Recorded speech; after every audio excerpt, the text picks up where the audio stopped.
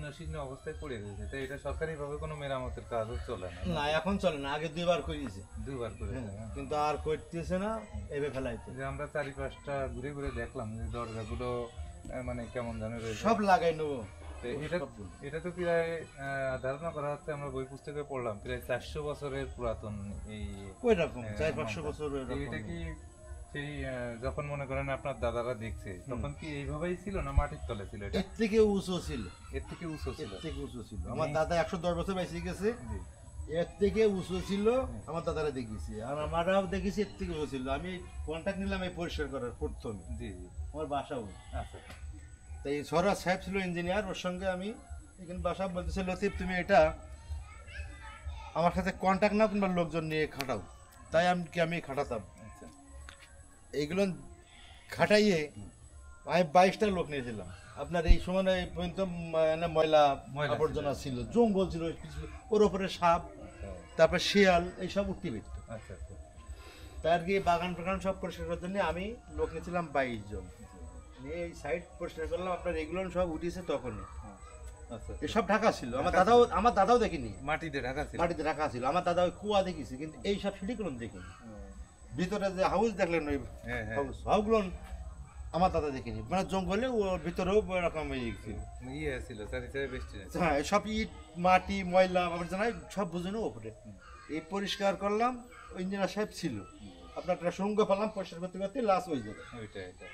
এখন আমি এটা বলতেছি যে এর ভিতরে যাবো, আমরা কেমন লোক ধরনের এরকমই খারাপ যে কি আছে এর ভিতরে দেখবো। আচ্ছা, এখন ওরা যখন এই বললো তখন আমি বললাম হ্যাঁ।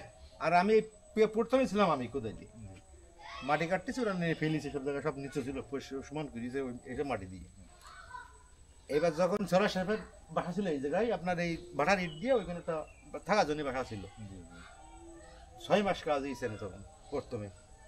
এবার আমি যখন ওই খুঁজে ভিতরে মাটি তুলতেছি, এখন ভালো মন্দ লোক আছে গ্রামে, কিটা যাই ওরে ঘুমাই আছে, যে বলিছে যে আপনি শীঘ্র ওঠেন স্যার, দেখেন ওই কাজের যে কন্ট্যাক্ট নিয়েছে যে ছেলেটা, এটা উকিল মিস্ত্রি। তো সে লোক দেখেন যে ওই সুরঙ্গ বাইর করে ভিতরে যাবে কি আছে তাই দেখতে। ও লোক উঠে পরে আমার যে বলতেছিল ধরো ধরো ধরো ধরো, আমি কি স্যার আমি ভিতরে দেখবো কি? না, দেখা যাবে না। কেন? এনে বিষাক্ত কিছু পয়জন থাকতেই পারে, কিংবা পুরনো স্মৃতি, এটা সাতপক মরা থাকতেই পারে, তুমি অন্তে ওঠো। ওই জায়গাটা কোনটা? ভিতরে? ভিতরে না, আপনার বাইরে এটা দেখেন না, গ্রিল দিয়ে আছে, হ্যাঁ ওই গেট। ওইটা আছে আমরা দূরে দূরে যা, একটা এই পাশের আর একটা ওই নিচে মুখ, দুটো রুম, ওইটা দুটো রুম। এখন বলার পরে আমার বলতেছে যে লতিফ তোমারে আমি ওর ভিতরে দেবো না ভাই, কারণ তুমি এখানকার লোক, আর তুমি তো সরকারি না, আমি যেরকম সরকারি, তা আমরা এই জমিটুখানি নেব, সব তো মালিকানা এখানে, তা আমরা বাউন্ডারি করবো সরকারের সঙ্গে, বলবো উপরে জানাবো, জানাইয়ে আমি এটা জমি নেবো, আমার যতটা লাগবে নিয়ে বাউন্ডারি করবো, করে তারপর খোলনের লোক আসবে উপরের থেকে, তারই পরে দেখবো যে ওর ভিতরে কি জিনিসটা।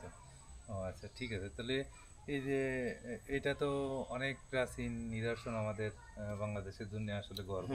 এরকম আসলে কোনো জায়গায় নাই, যেমন আমাদের 12 বাজারে আছে, কিন্তু এরকম নেই, এরকম নাই। 12 বাজারে আছে, অনেক জায়গায় আছে, তো মাইকেলও আছে, মাইকেলও আছে, কিন্তু এরকম নেই। এরকম নেই। তো এই জায়গাটা দূর দূরান্ত থেকে, বহুত দূর থেকে লোক আসে দেখার জন্য। আচ্ছা, এখানে আসলে তো মানুষের মানে এই যে বিভিন্ন, আপনাকে যেমন আমরা পালাম ইনফরমেশন পাওয়ার জন্য, এইখানে আপনাদের এই গ্রামে যারা বসত করে, যাদের বয়স একটু বেশি, তারা তো এই সম্পর্কে জানে, তথ্য কিছু জানে, মানে সব জানে না। আমার দাদা 110 বছর বেশি গেছেন, তেলেও বলতে পারেনি, এসবগুলো দেখিনি।